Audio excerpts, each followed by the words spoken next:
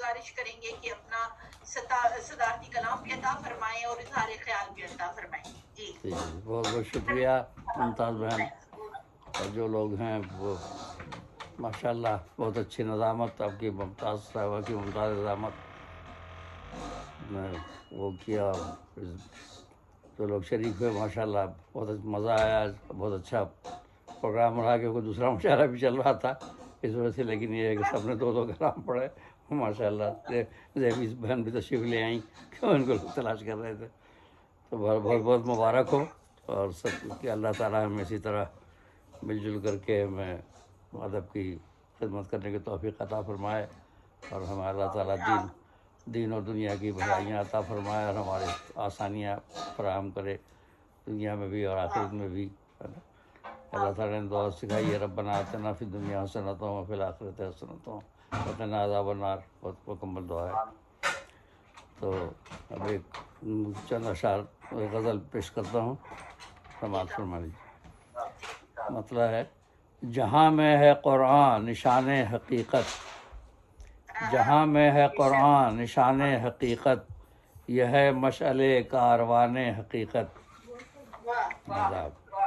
عذاب جہاں میں ہے قرآن نشان حقیقت، یہ ہے مشعل کاروان حقیقت.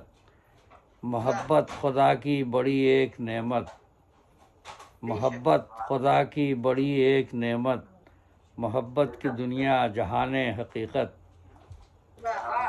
محبت خدا کی بڑی ایک نعمت، محبت کی دنیا جہان حقیقت.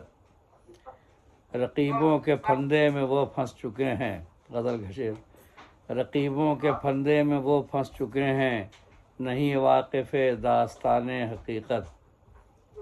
رقیبوں کے پھندے میں وہ پھنس چکے ہیں، نہیں واقف داستان حقیقت. یہ دنیا ہے کیا آخرت کی ہے کھیتی، حدیث ہے نا، الدنیا مزرع الآخرہ، یہ دنیا آخرت کی کھیتی ہے. یہ دنیا ہے کیا آخرت کی ہے کھیتی، یہی کہہ رہی ہے زبان حقیقت. حدیث ہے رسول اللہ صلی اللہ علیہ وسلم. یہ دنیا ہے کیا آخرت کی ہے کھیتی، یہی کہہ رہی ہے زبان حقیقت. جو حق آیا باطل کو اس نے مٹایا، جو حق آیا باطل کو اس نے مٹایا. سورہ بنی اسرائیل آیت نمبر 81. جعل الحق وزهق الباطل ان الباطل کان زہوقا. جو حق آیا باطل کو اس نے مٹایا، نبی لائے یا ارمغان حقیقت صلی اللہ علیہ وسلم. نبی لائے یا ارمغان حقیقت. کتاب آخری بھیجی اللہ نے جو، کتاب آخری بھیجی اللہ نے جو، ملے گا اسی میں بیان حقیقت. ملے گا اسی میں بیان حقیقت. نہ باطل کی جانب قدم تم بڑھانا، نہ باطل کی جانب قدم تم بڑھانا، ہمیشہ رہو پاسبان حقیقت. ہمیشہ رہو پاسبان حقیقت. دلوں میں جو رکھتے ہیں شبیری جذبہ، دلوں میں جو رکھتے ہیں شبیری جذبہ، وہ ہیں دیتے رہتے اذان حقیقت. وہ ہیں دیتے رہتے اذان حقیقت. بسر مختصر شعر ہے: خدا کی عطا ہے فن شعر گوئی، خدا کی عطا ہے فن شعر گوئی. تو اس میں نقطہ یہ ہے کہ اللہ تعالیٰ نے شاعری کا علم دینے کی نسبت اپنی طرف فرمائی ہے. سورہ یاسین آیت نمبر 69 میں ہے: وما علمناہ الشعر وما ینبغی لہ. یعنی ہم نے انہیں، یعنی رسول اللہ صلی اللہ علیہ وسلم کو شاعری کا علم نہیں دیا کیونکہ وہ ان کے شایان شان نہیں ہے. تو جس طرح کسی دنیاوی استاد کا ہونا آپ کا شایان شان نہیں تھا، آپ کا کوئی استاد بھی نہیں تھا، تو اس لیے شاعری کے علم بھی آپ کا شایان شان نہیں تھا. لیکن اللہ تعالیٰ نے شاعری کے علم کی نسبت اپنے طرف ہی فرمائی ہے کہ ہم نے انہیں شاعری کا علم نہیں دیا. یہ نہیں کہا کہ وہ شیطانی علم ہے، نہیں. اب اللہ تعالیٰ نے فرمایا وما علمناہ الشعر وما ینبغی لہ، سورہ یاسین، کہ ہم نے انہیں شاعری کا علم نہیں دیا. یہ سورہ یاسین آیت نمبر 69. نہیں منع نہیں ہے، سورہ یاسین آیت نمبر 69. سورہ نہیں ایسا نہیں، وہی ہے نا. آپ دیکھیے ان کو پیش کیجئے سورہ یاسین آیت نمبر 69. ہاں 69 69.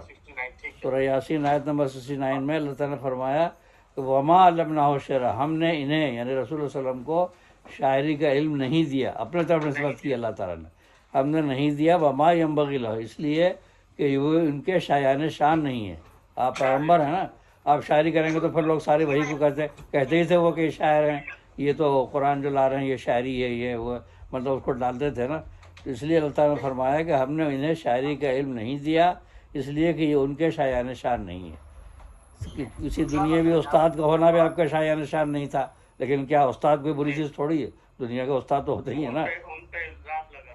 ہاں الزام لگاتے کہ شاعر کا اس وجہ سے، ہاں لیکن پھر بھی یہ ہے کہ آپ کے ایسے کبھی ایسے نکلے ہیں الفاظ جو کہ شاعری کے لحاظ سے پورے ہو جاتے ہیں، جیسے غزوہ حنین میں آپ نے فرمایا انا النبی لا کذب انا ابن عبد المطلب، یہ باہر میں انا النبی لا کذب، میں جھوٹا نبی نہیں ہوں، مجھے کوئی جھٹلا نہیں سکتا، انا ابن عبد المطلب، میں عبد المطلب کا بیٹا ہوں، تو یہ باہر میں ہے کہ نہیں آواز؟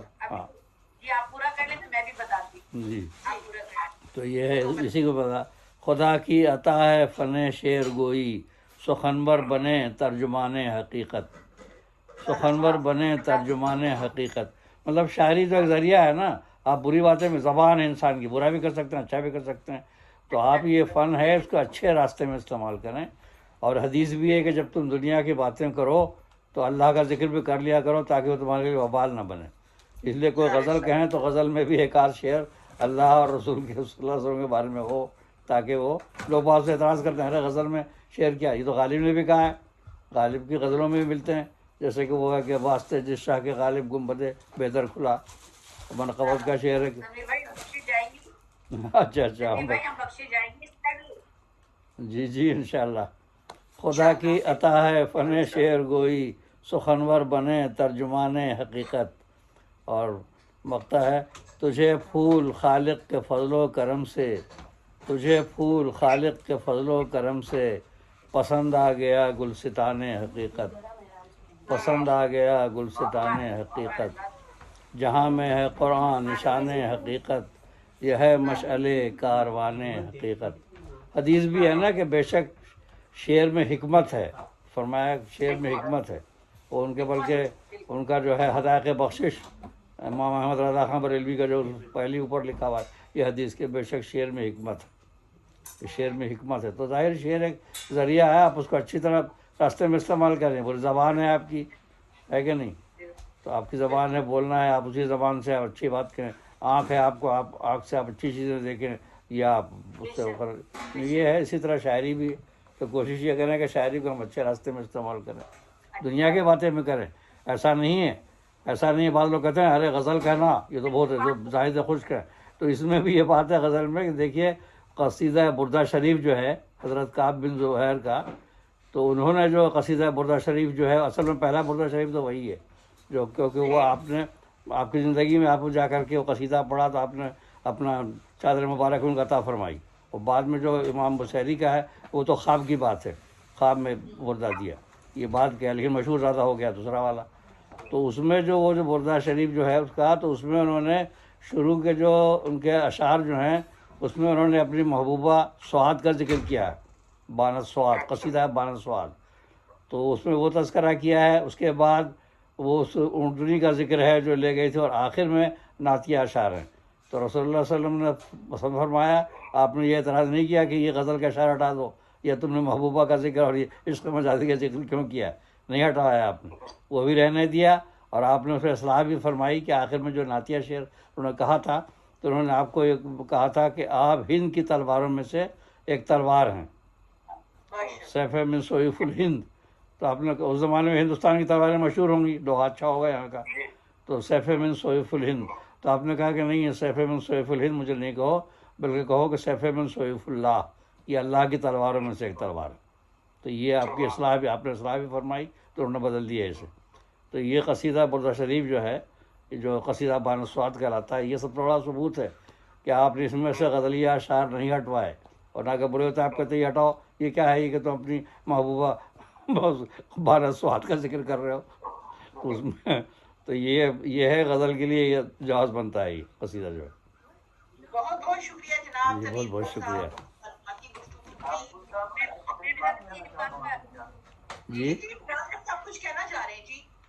جی جی فرق صاحب نے جو سوال اٹھایا تھا کہ شاعری کو بعض لوگ غلط کہتے ہیں تو اس کا کیا جواب ہے. سورہ شعراء میں اس کی ممانعت ہے تو میں اس میں بھی ہے نا الا الذین آمنوا، اس کے بعد ہے نا، اس کے بعد یہ ہے، اس کے بعد یہی ہے کہ یہ لوگ وہ ہم یہ وادیوں میں ہاں ہمارے پھرتے ہیں. ہاں لیجیے. ہاں جی جی اعجاز بھائی سوال آپ اپنا کیجیے. میں یہ کہہ رہا تھا کہ جس طرح سورہ عصر ہے کہ ان الانسان لفی خسر کے بے شک الا الذین آمنوا، ہاں اٹھا جائے تو پھر تو ہم سبھی خطائے میں ہیں. لیکن آگے جو آ رہے ہیں ان الذین آمنوا، الا الذین آمنوا، ہاں اسی طرح ہے. ہمارے کی شاعری کی چیز ہے. بالکل جو تفصیل کا کہہ رہے ہیں آ رہی ہے آئے گی کہ ان الذین آمنوا وعملوا الصالحات. بے شک تو بے سارے شک شاعر ہے ہاں یہ کہہ رہے ہیں کس کی ممانعت نہیں، البتہ مضمون کی ممانعت نہیں. ہاں یہ جو سورہ شعراء کی آیات آپ کہہ رہے ہیں نا، تو 3-4 اشعار میں نے اس کا بھی مفہوم بیان کیا ہے. سورہ شعراء آیت نمبر 224 سے 227، تو اس کا مفہوم سن لیجئے. سنو تم شاعروں کی راہ پر بے راہ چلتے ہیں، یہ فرمایا اللہ تعالیٰ نے قرآن پاک میں، سنیے غور سے. سنو تم شاعروں کی راہ پر بے راہ چلتے ہیں، وہ میدان خیالی میں بسط حیرت ٹہلتے ہیں. وہ میدان خیالی میں بسط حیرت ٹہلتے ہیں.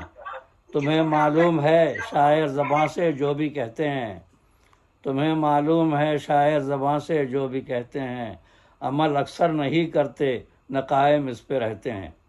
یہ شاعروں کا ہے، عمل اس اکثر نہیں کرتے نہ قائم اس پہ رہتے ہیں، مگر جو لائے ایمان اور دم نیکی کا بھرتے ہیں. اللہ کر کے کہہ دیا نا، مگر جو لائے ایمان اور دم نیکی کا بھرتے ہیں، سدا اشعار میں کثرت سے رب کا ذکر کرتے ہیں. سدا اشعار میں کثرت سے رب کا ذکر کرتے ہیں.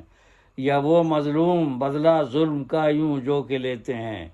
یعنی کافر بدتمیزی کرتے تھے نا، شاعری کرتے تھے رسول اللہ علیہ وسلم کے صحابہ خلاف، تو آپ نے فرمایا کہ حسان جواب دو ان کا. تو مطلب کسی کی بدگوئی کے جواب میں اگر اس کو آپ جواب دیتے ہیں تو وہ بھی ثواب کے لیے بتایا گیا اس میں. مگر جو لائے ایمان اور دم نیکی کا بھرتے ہیں، سدا اشعار میں کثرت سے رب کا ذکر کرتے ہیں.